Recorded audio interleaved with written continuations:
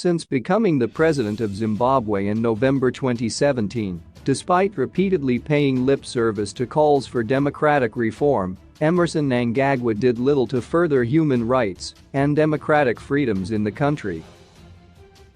Instead, his government deepened Zimbabwe's economic struggles, enabled endemic corruption, fueled instability, and targeted opposition figures, rights activists and journalists to strike fear into a restive population.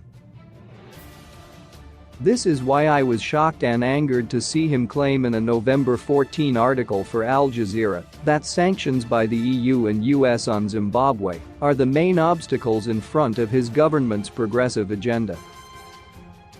In the article, under the pretext of expressing Zimbabwe's intent to tackle climate change, Mnangagwa painted an impressive picture of his government's actions and intentions, saying his government has plans for making Zimbabwe a middle-income country by the end of this decade, helping thousands out of poverty, stimulating innovation and once again allowing Zimbabwe to play a leading role on the African continent. He went on to argue that his government has already achieved great progress since coming to power and addressed many of the reforms asked of us, including providing compensation to landowners who had their properties expropriated in the 2000s and tackling corruption.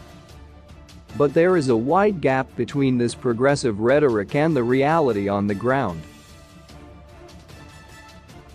Under Mnangagwa's leadership, corruption once again emerged as a primary obstacle to economic stability and democratic progress in Zimbabwe. In February, the Daily Maverick published an explosive report accusing the president of enabling corruption and state capture for financial and political gain. Among others, illicit cross-border financial transactions cost Zimbabwe up to a staggering $3 billion a year, and billions in gold and diamonds smuggled out of the country, the report said. It is estimated that Zimbabwe may lose up to half the value of its annual GDP of $21.4 billion due to corrupt economic activity. The report concluded that politically connected cartels are perpetrating these illicit activities and that President Mnangagwa, despite his public anti-corruption stance, is one of the cartel bosses whose patronage and protection keeps cartels operating. There is also ample evidence that, despite constantly advertising its support for black indigenous farmers, the Mnangagwa government is not doing much to protect them. In fact, the Zimbabwean state continues to grab black indigenous-owned farmlands with impunity to this day. In March, for example, the government approved the eviction of more than 13,000 Shangaan people from their ancestral lands in the Chiredzi district to pave the way for lucerne grass farming. The objections of the villagers, supported by many local and international human rights organizations, fell on deaf ears. All in all, contrary to the picture Mnangagwa painted in his article for Al Jazeera, the greatest impediment to Zimbabweans exercising their fundamental human rights is not foreign sanctions, but the actions of Mnangagwa himself and his ruling ZANU-PF party. Indeed, since taking over the presidency, Mnangagwa's callous disregard for democracy and human rights reached such levels that many Zimbabweans grew nostalgic for his predecessor Robert Mugabe, who ruled the country with an iron fist for 37 years. For example, in August 2018, Zimbabwean soldiers and police, deployed under Mnangagwa's verbal orders, killed 6 unarmed civilians during post-election protests. The government swiftly instituted an international commission of inquiry headed by former South African President Kgalema Motlanthe to investigate the incident in an effort to demonstrate its commitment to human rights and justice. The commission concluded its work in December 2018, finding that officers used unjustified and disproportionate force against protesters and recommended that soldiers and police responsible for the killings be disciplined. However, to date, not a single junior or senior police or army officer has been charged or reprimanded for these killings. Worse still, The government has disregarded many of the Maitland Commission's noble recommendations. The families of those who were killed and people who suffered physical injuries have not been compensated. The laws relating to hate speech, abuse of cyberspace and incitement to violence, which the government routinely uses to intimidate and arrest pro-democracy activists like Hopewell Chinono, Makambarero Haruzovic and Job Sakala, have not been reviewed. And no amendments have been made to the Electoral Act since the 2018 general election. Unsurprisingly, the state-sanctioned killings did not end after this dark chapter in 2018. As reported by Human Rights Watch, Zimbabwean security forces killed 17 people and raped 17 women during protests against a 150% hike in fuel prices in January 2019. At the time, Mnangagwa's spokesman George Charamba tried to justify the deaths and even told the state-controlled Sunday Mail newspaper that the response so far is just a foretaste of things to come. Regrettably, Charamba has been proven right many times over in the past 2 years. In May 2020, 2 female activists for the opposition MDC party and a member of parliament were reportedly abducted, tortured and sexually assaulted by state security agents.